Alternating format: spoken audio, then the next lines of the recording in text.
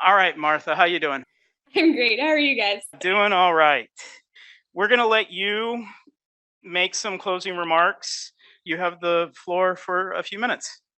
Awesome. Hi, everybody. I'm so happy to be here virtually. I'm sorry I'm not there in person with you today. For those of you who I haven't met or for whom I'm now just a giant face on a screen with a first name, I'm Martha Norrick. I'm the city's Chief Analytics Officer and the Director of the Office of Data Analytics at the city's newest office, the Office of Technology and Innovation, because the city needs more acronyms. So I think we're excited about this new one. And most importantly, I'm also the city's Chief Open Platform Officer. And this is my favorite week of the year, and I'm so excited to be here with you guys virtually. I wanted to start a huge thank you to those of you who are there and both virtually and in person, including all of you in the civic tech and open data community, the session organizers, all of the hardworking volunteers who make this event happen, and to the elected officials who joined us today, Comptroller Brad Lander, Manhattan Borough President Mark Levine, Councilmember Gail Brewer, and Assemblywoman Latrice Walker. We're so excited you were able to join us. And the biggest thank you to our amazing partners, BetaNYC, and to Cornell Tech for hosting today and for that beautiful birthday cake that I glanced from a distance. So just a couple quick things for me, and then I'd be happy to take a couple questions if folks want. For those of you I haven't met yet, I'd like to just share a little bit about me and why I'm so proud to be New York City's Chief Analytics Officer. I started my career many years ago now as an organizer, which meant that I spent long hours talking to people, asking them to do things that they didn't always want to do, like contact their legislator or vote on an issue that was important to them. And then I tracked all of that work in a big database. And after some time, I got curious about what all this data I was generating was actually being used for and why. Because that really, at the end of the day, is what data is. It's a record of the work that we've done together as a city.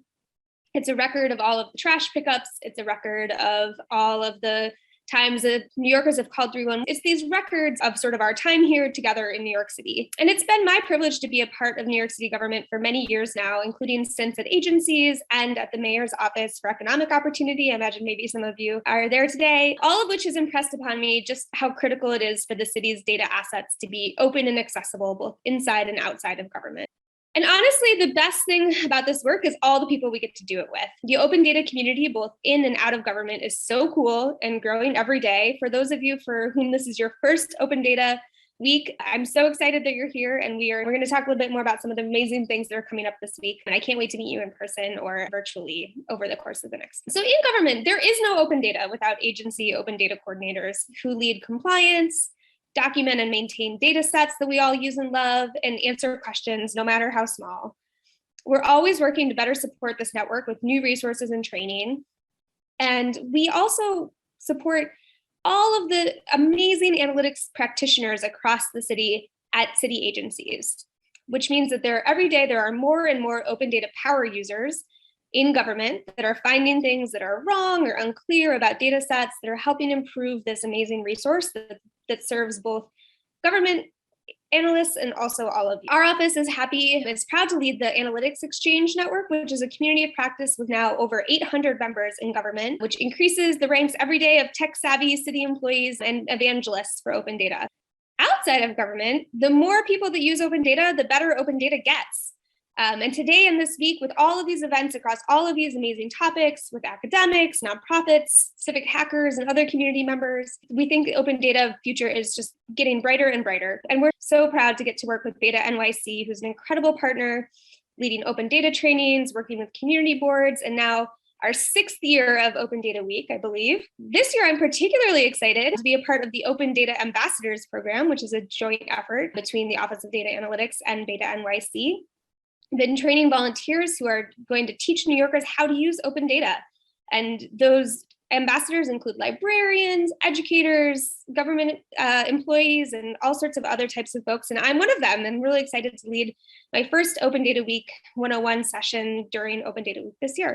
We're really excited about the future of open data in New York City. The reorganization of the city's tech offices under the Office of Technology and Innovation will help us just better integrate open data into the rest of the city's technology vision.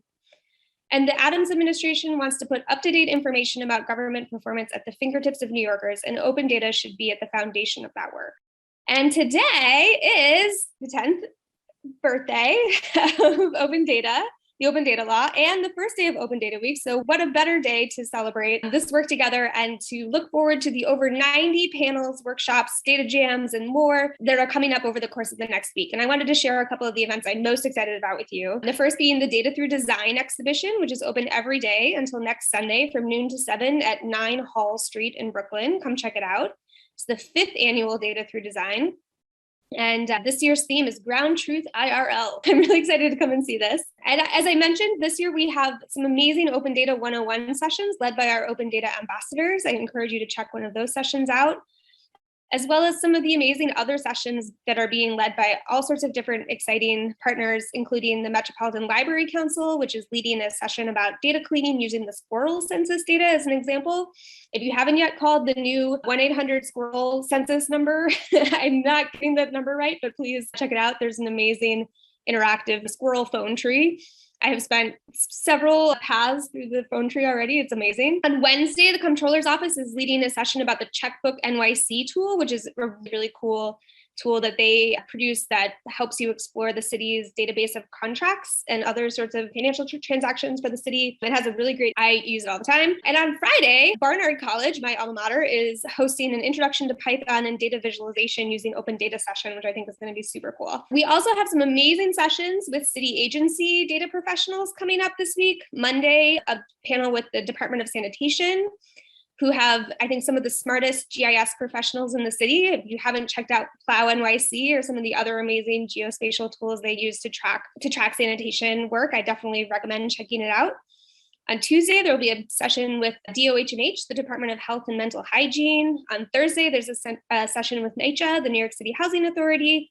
And on Friday, there's sessions with the Department of Environmental Protection, DEP, TLC, the Taxi and Limousine Commission, some amazing data about for-hire vehicles and other mobility-related data sets, as well as my former colleagues at NYC Opportunity, who are doing some amazing work using data to help better connect New Yorkers with benefits. We have some cool outdoor events in addition to the virtual events. Monday, DOT, BetaNYC, and Manhattan Community Board 1 are validating and mapping bicycle parking in Lower Manhattan. That's on-the-ground data collection that just improves all of our understanding about the difference between what we expect in data and what is actually out there. 2 scavenger hunts happening this week, as well as Saturday, a hiking and mapping event, the Staten Island Greenbelt on OpenStreetMap, which should be really awesome.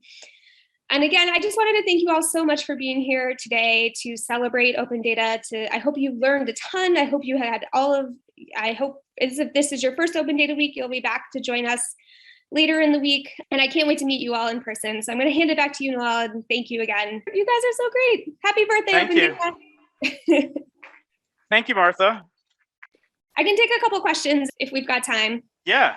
Who's got questions for Martha? Hi, Martha. I'm Aiden. My question is, I think you're pretty new to this role, and what's a surprise or challenge that you weren't expecting? Ooh, what a good question. Yeah, I've been here for a little over a year. I started in January of 2021. So this is actually my second Open Data Week as the city's chief analytics officer, something that surprised me. I guess I would say that, what's been surprising? I think there's plenty that I've found inspiring in terms of getting to meet all of you and getting to meet all of building new connections across city analytics agencies. I think one thing that's surprising to me is that I think many of us have encountered sort of the fractured landscape of data infrastructure across the city, but I think there's a lot of exciting work to do to better connect and understand New York City's data across different agencies. So ways that we can draw connections through space or time or sort of individual information about how New Yorkers are interacting with their government. I can't say that I was completely surprised about how much work there is yet to do about uniting these data sets, because I had been working with New York City data for several years before I took this role, but I think it's exciting and inspiring and a little daunting about how much there is to do, and I'm excited to keep working on it in this role going forward. Hey, Martha, thank you. It's Carlos. Question, if you had a magic wand or infinite resources that you could apply to one project or one initiative or remove one block that would have the maximum impact, what are the top 2 or 3 things that are in your head? Ooh, oh man, if only that magic wand were real. Sorry. Another good question. I think one thing that I really would love to wave a magic wand and change is the way that city government can sometimes require people to give us information about themselves over and over again for different uses. So there's a lot of amazing work going on in the area of benefits access, where if you've already showed the city sort of proof of address, do we need to ask for it again and again across different programs, as you might be enrolling your kid in an after school program or applying for SNAP benefits or any of these sort of programs that require documentation. I just recently read a really great book by Cass Sunstein called Sludge, that if you haven't checked out, I would definitely recommend. It's pretty short. I think it's only like 120 pages or so. And he talks a lot about how sort of administrative burdens are particularly onerous for folks in the area of being able to apply for and receive benefits. I think that would be something that I think data can make a huge difference and a huge dent in that, and better data collection and better data integration across agencies, harkening back to previous conversations. So yeah, if I had a magic wand, that's what I would do. I would also make sure that every New York City government employee could install software on their computers without administrative approval. Hello, Martha. Just wanted to see, in terms of Noel's group, and we're developing organically in terms of data ambassadors within having a training and using the data. Control Landers actually spoke about in terms of checkbook, use of data sets across the city and even in the private sector to use community solutions. What, from your vision, how this skill set can be incorporated into pretty much a normal day of work in the citywide, and how Noel would be part of it. I'm just curious. Yeah, the very best work that the city does is done in partnership with folks who have expertise or subject matter expertise or on the ground knowledge. I think as data professionals and as practitioners, sometimes we feel very removed, I think, from the processes and the people that are actually generating data or are represented in that data. And I think working closely with partners who understand data, but who also have connections with communities and connections with activists or outside organizations outside of the city, those connections really help all of us be better. I think it helps in both directions too. We get better at our jobs when we have closer partnerships with folks who can help understand, interpret, build cool data products. So there's a limitless appetite for cool data products and visualizations out there. So I'm not sure that I'm totally answering your question, but I think this is not a go-it-alone shop. And I absolutely think that when we all work together, we build better, stronger, understand better about all of the sort of data and tools that can help empower New Yorkers to better understand their city. Great. Hi, Martha. I'm Guillaume.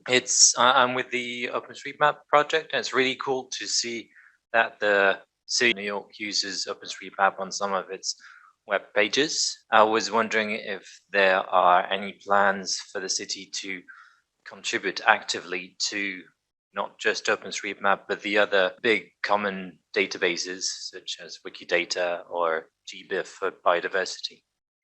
Yeah, that's a good question. I think the city's biggest contribution to open source tools, I think in many ways, is open data, is our publishing and updating of our understanding and knowledge about what exists in New York City in terms of infrastructure, facilities. DCP's amazing facilities database comes to mind. For example, a data set that DCP publishes publicly that is just chock full of really important information about city-owned and operated facilities across the city. I'm a big believer in open source data and open source tools. And if there are opportunities to collaborate on improving open source data products and to use the city's data to do that, I am all for it.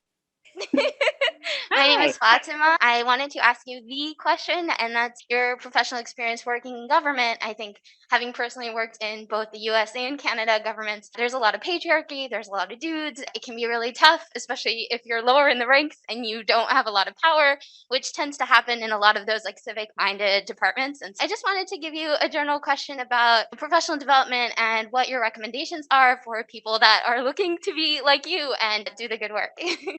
Yeah, that's such a great question.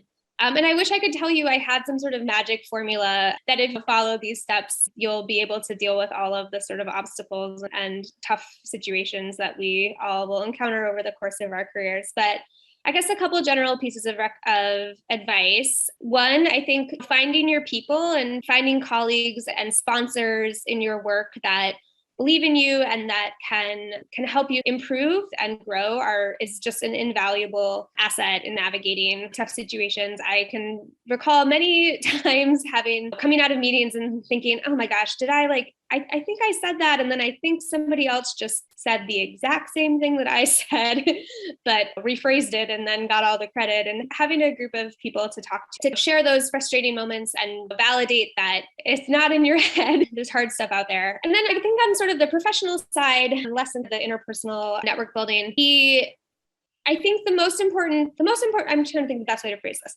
I think that if we all work with data, and the best advice I have is to come armed, be ready, be prepared, marshal the data and the evidence that you are uniquely qualified to be able to understand and interpret. And if you come armed with facts and armed with the knowledge and confidence that you'll gain through experience and through making mistakes and through just repetition, that's to me the number one thing I look forward to when I'm working with folks is like, are they making assumptions or are they bringing data? I could talk about this all day. So I hope we can find each other over the course of the week and maybe talk a little bit more, because it's definitely, I know it's hard and there's still not enough women and people of color at the highest levels of data and technology leadership across pretty much the entire world. So yeah, looking forward to breaking down those barriers. Thanks, Martha. Are you on the Open Heroines, the Slack group, by the way? I Do you don't know think about so. the Open Heroines? Is there any other Open Heroines in here? I know that there are a few. Oh, wow. Okay. There is a community for women and that are like in the open data and the open government community. It's Open Heroines. It was started by a number of women who really felt like they were constantly in the patriarchal space and wanted to change that. Kate, some of our fellows are members of the Open Heroines. It's an online Slack group, and I would really love to see more Open Heroines in New York City. I'm part of the auxiliary, the male auxiliary group. If you know like how those auxiliary associations used to put women in another room, this one puts men in the other room. And I'm very happy to be there and to support Open Heroines. And BetaNYC is willing to dedicate whatever resources it can to ensure that there are more Open Heroines in New York City. So that being said, thank you, Martha, for joining us. Fly safely. We look forward to seeing you soon. So thank you for joining us remotely. Thank you for helping us kick off International Open Data Day. And thank you for helping us kick off Open Data Week. Give a huge shout out to the team at Oxygen, who's been remote controlling things over here in the corner and upstairs. Thank you, Cornell Tech events team, who's essentially been helping clean up after us and helped us come into their house. Give them a round of applause. Get the blood flowing. These are the people that truly are cleaning up after the mess that we are leaving. And thank you, volunteers, for all of your hard work cleaning up after and shepherding us around. Thank you.